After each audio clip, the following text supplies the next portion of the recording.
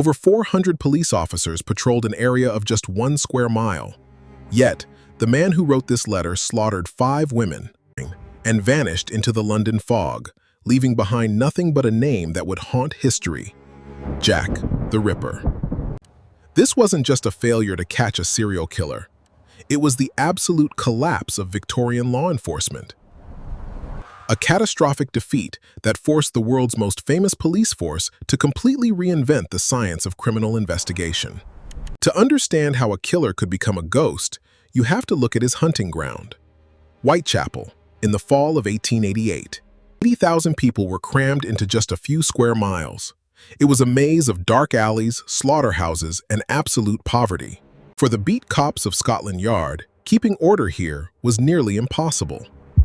But on the morning of August 31st, a routine patrol turned into a nightmare.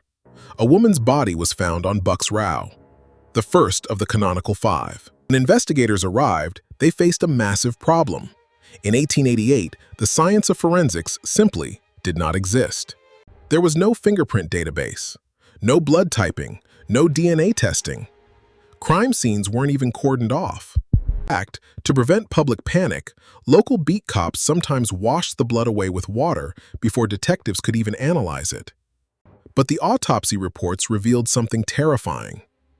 This wasn't a frenzied attack by a common thug in the dark.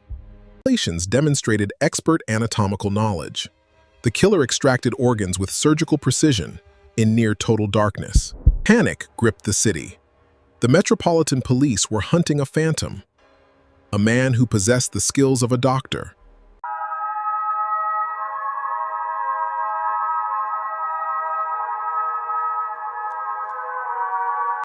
With the police entirely paralyzed, the desperate residents of the district realized they were on their own. Local businessmen formed a vigilance committee, patrolling the dark, foggy streets with heavy wooden clubs and lanterns. They raised their own reward money, hired private detectives, and searched abandoned buildings night after night. But this civilian army didn't catch the killer. Instead, they accidentally destroyed what little evidence existed. Amateur patrols trampled through bloody alleyways, ruining the crime scenes long before official investigators could secure them. The authorities were losing control. And then, a new kind of chaos erupted, one driven entirely by greed. The late 19th century saw the rise of the mass-produced daily newspaper, and publishers quickly learned one crucial lesson.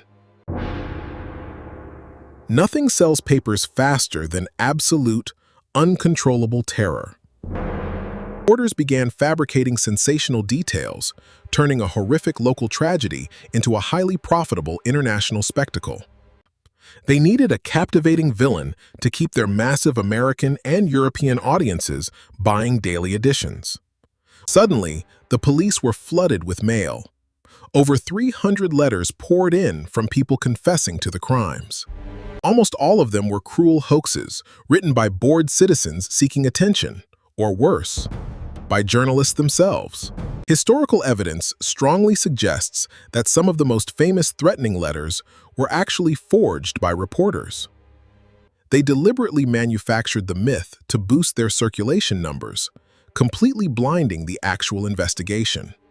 Investigators weren't just hunting a phantom anymore. They were now battling thousands of traps set by the public itself. Out of the hundreds of fake letters, one small package arrived on October 16th that silenced the entire police force. It was addressed to the head of the Vigilance Committee. Inside was half of a preserved human kidney. Accompanying it was a letter, messily scrawled and simply headed, "From Hell." The writer claimed he had fried and eaten the other half. Medical examiners confirmed the kidney belonged to an adult suffering from Bright's disease, matching the exact condition of the fourth victim. Was this genuinely from the killer, or just a remarkably sick prank by a local medical student? To understand the sheer terror of that night, we have to look back at what happened 2 weeks earlier, the night of the double event. September 30, 1888, 1 a.m. The third victim is discovered lying in a pitch-black yard. But something was wrong. She wasn't mutilated. Police theorized the killer had been interrupted by an approaching horse cart, forcing him to flee into the night. A normal murderer would have gone into hiding. Instead, enraged and unsatisfied, he walked 45 minutes straight into the city of London and struck again. Less than an hour later, the fourth victim was found slaughtered in Mitre Square. 2 murders in a single night. A highly risky, adrenaline-fueled escalation that proved he was completely out of control. The sheer audacity broke Scotland Yard. Realizing that traditional beat cops and notebooks were useless, they made a desperate historical pivot. For the very first time in British serial murder history, they brought a camera to document the exact position of a body. They didn't know it yet, but this frantic attempt to capture evidence effectively birthed the modern protocol of crime scene photography. They finally had a psychological profile. The killer was bold, anatomically skilled, and entirely invisible. The Ripper murders exposed a fatal flaw in 19th century policing. Driven by the sheer humiliation of 1888, Scotland Yard aggressively modernized. By 1901, they established their very first. If the killer had stalked the foggy streets just 1 decade later, his own hands would have sent him straight to the gallows. But fingerprints were only the beginning. The police realized they had been actively destroying their own crime scenes. Strict protocols were born. Never again would a local beat cop wash away blood with water to prevent public panic. Yet, preserving footprints and weapons only tells investigators how a murder happened. It doesn't tell them who to look for. In a desperate move, a prominent police surgeon was asked to review the files of all 5 victims. He wasn't asked to physically examine the bodies. He was asked to examine the mind of the man who left them behind. This doctor drafted a meticulous report, and in doing so, he created the very first psychological criminal profile in recorded history. But his conclusions completely contradicted everything the authorities thought they knew.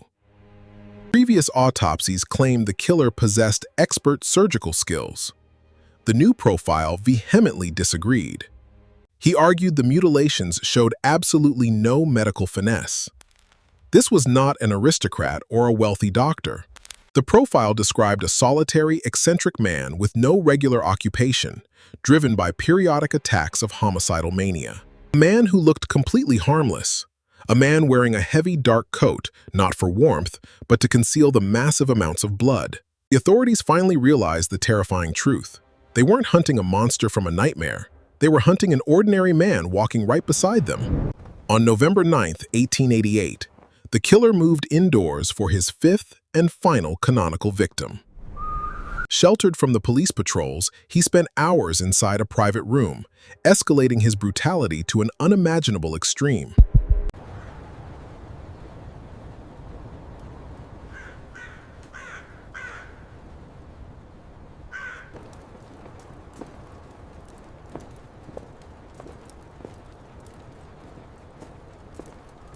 Did he commit suicide? Was he locked away in a lunatic asylum for another crime? Or did he board a ship to the United States? We will never know. In 1892, Scotland Yard quietly closed the official murder file. It was the ultimate admission of defeat. They had gathered thousands of pages of interviews, but lacked a single piece of actionable evidence. But while the official police file collected dust, the legend was just taking its first breath. He wasn't the first multiple murderer in human history, nor was he the most prolific. But he was the very first to weaponize the modern press, understanding that terror could be amplified to a global audience. He completely broke the old system. The disorganized local beat cops of the Victorian era were rendered instantly obsolete. In his wake, the concept of the modern detective unit was born. Specialists trained exclusively in profiling and crime scene preservation. Scotland Yard was forced to stop treating murder as a simple street crime and start treating it as a rigorous scientific puzzle. Every time a modern forensic team cords off an alleyway or dusts for fingerprints, they are standing on the shoulders of this. They are utilizing protocols that were specifically invented to ensure a phantom like this could never escape again. Yet, the final irony is this. The very science born from his atrocities requires pristine, uncontaminated evidence to work. But after more than a century, the original case files have been handled by countless curious fingers. The crime scenes are buried under modern asphalt. The famous letters are genetically useless, contaminated beyond repair. Modern forensics cannot solve a puzzle, when the physical pieces have completely dissolved into history. And perhaps that is exactly why his name endures. He is no longer just a Victorian murderer. He has become the ultimate psychological symbol of the unknown, the faceless stranger hiding in the shadows. He broke the greatest police force in the world, exposing their fatal arrogance. But in doing so, he forced them to evolve. Every crime scene photographed, every fingerprint dusted, every single strand of DNA sequenced today exists because of the harsh lessons learned from his escape. Over 400 police officers patrolled an area of just 1 square mile. Yet, he slaughtered 5 women, outsmarted the entire British Empire, and vanished perfectly into the thick London fog, leaving behind no fingerprints, no DNA, no true identity. He was never caught, because the very science needed to catch him